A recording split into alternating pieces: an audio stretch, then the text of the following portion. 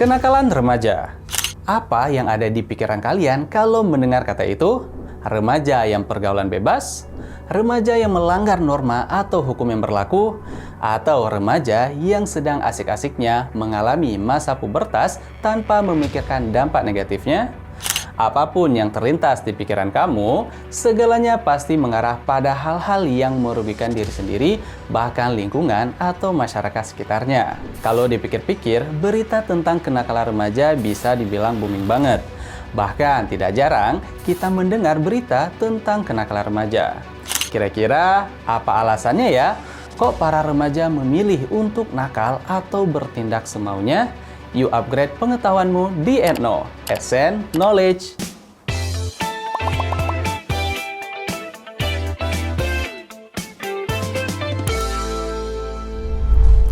Kira-kira dalam usia berapa ya seseorang dikategorikan sebagai remaja? Nah, menurut WHO, usia remaja berada pada rentang usia 10 hingga 19 tahun. Di usia emas tersebut, para remaja beralih nih dari masa anak-anak ke masa dewasa. Peralihan ini mempengaruhi perubahan biologis, psikologis, dan sosial. Perubahan biologislah yang membuat pertumbuhan dan perkembangan remaja terjadi sangat cepat. Dan tentunya disertai dengan kematangan seksual sebagai hasil perubahan hormonal. Bukti perubahan hormonal ini bisa dilihat dari mereka yang suka moody, mudah marah, sedih yang intens, dan seringkali memikirkan segala sesuatu terlalu over nih, atau overthinking. Ya, tentunya perubahan hormonal tersebut juga berpengaruh pada psikologis dan sosialnya. Seringkali di usia emas ini menimbulkan konflik dalam diri remaja karena mereka merasa dirinya masih anak-anak. Tetapi di sisi lain, usia menuntut mereka untuk mulai bersikap dewasa dalam bersikap, dalam memecahkan masalah, dan lebih mandiri. Makanya nggak sedikit remaja yang menunjukkan tingkah laku yang aneh, canggung, kaku, dan kadang malu-malu. Keadaan emosional ini jika tidak dikontrol akan mengakibatkan terjadinya kenakalan remaja. Kenakalan remaja itu apa sih? Kenakalan remaja merupakan perilaku menyimpang yang ternyata dapat dijelaskan dalam berbagai disiplin ilmu. Kenakalan remaja dari sudut pandang ahli kriminologi, sosiologi, serta psikologi dan perkembangan anak jika dirangkum memiliki arti suatu perilaku yang melanggar norma dan tidak dapat diterima secara sosial. Walaupun teorinya memiliki arti yang buruk, hal tersebut tidak menghalangi mereka. Para remaja yang ingin mencoba kegiatan yang biasa dilakukan oleh orang dewasa. Tapi bukan berarti makin dewasa makin melanggar norma loh ya. Kalau kita lihat di sekeliling kita nih, memang para remaja ini memasuki masa-masa mulai penasaran dan ingin mencoba hal baru. Misal, mencoba merokok, minum minuman beralkohol, menggunakan obat-obat terlarang, hingga terlibat dalam perilaku seksual pranikah. Sekarang ini, segala hal yang dianggap tabu menjadi sangat lazim untuk dijumpai.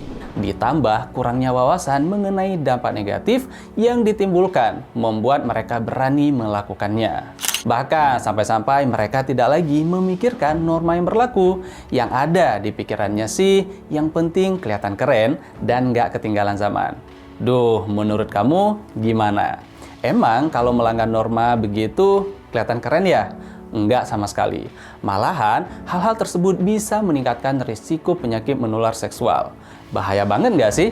Ada fakta yang mencengangkan loh. Ternyata di Indonesia, sekitar 15-20% dari remaja usia sekolah sudah melakukan hubungan seks di luar nikah. Di sisi lain, keterbatasan pengetahuan para remaja tentang penyakit menular seksual masih sangat rendah. Sehingga hal ini menimbulkan tingginya risiko penularan penyakit menular seksual tersebut. Emangnya penyakit menular seksual itu apa sih? Apakah penyakit tersebut hanya menyebar melalui perilaku seksual atau hubungan seks saja?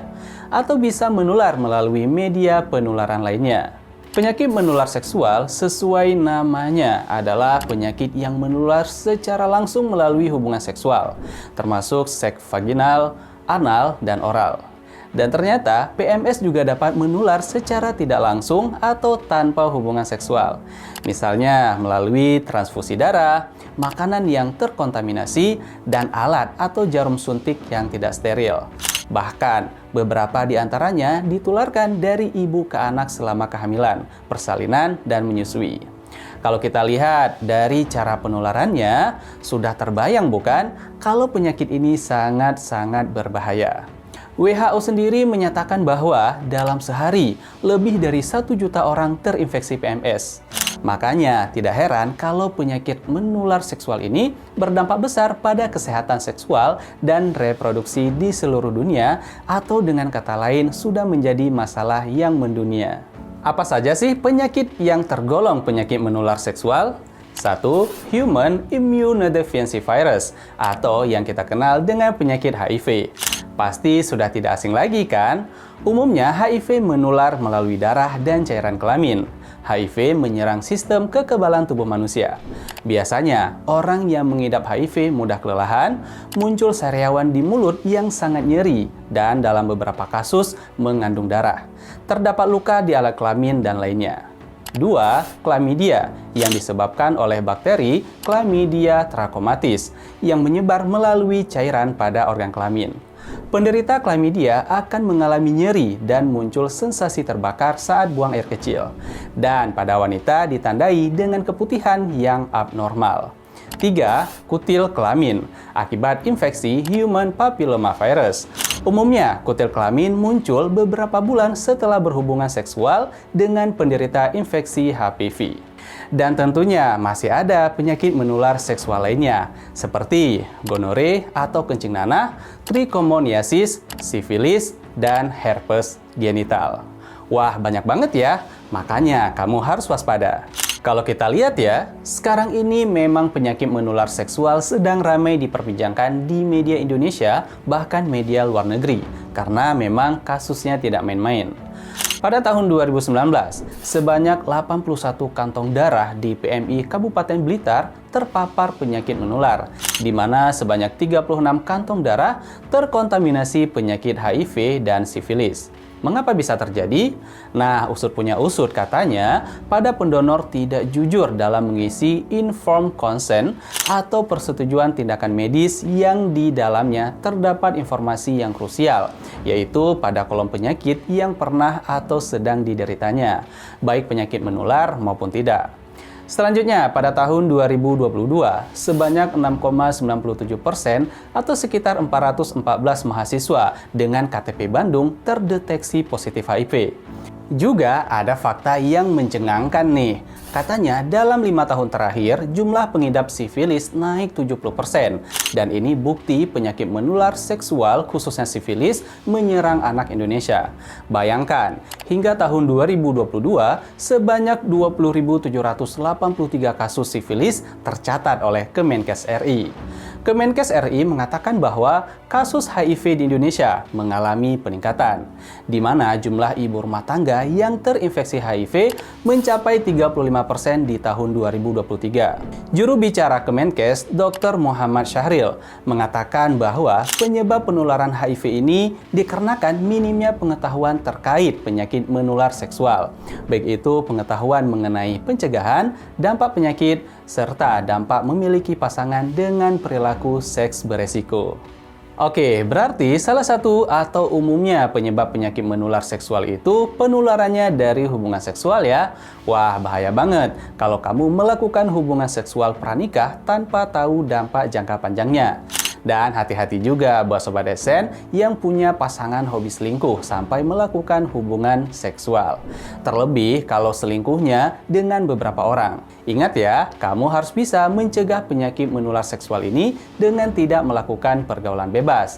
Hindari berganti-ganti pasangan alias harus setia pada satu pasangan. Dan bentengi dirimu dengan vaksin, misal vaksin HPV. Oh ya, buat orang tua, tidak boleh lengah pada anaknya. Pastikan merangkul anaknya untuk tetap terbuka dan komunikatif terhadap pergaulan maupun kesehariannya. Juga orang tua diharapkan memberikan pengetahuan atau edukasi seksual pada anak sedini mungkin secara bertahap. Dan yang terpenting, selalu dampingi anak saat mereka membutuhkan tanda tanya mengenai perubahan fisiknya saat remaja. Yuk sama-sama kita cegah penyebaran penyakit menular seksual. Jangan lupa follow media sosial @send.id untuk upgrade pengetahuanmu mengenai pembahasan soal, informasi seputar kampus, dan fenomena sehari-hari. Sampai jumpa, salam pintar!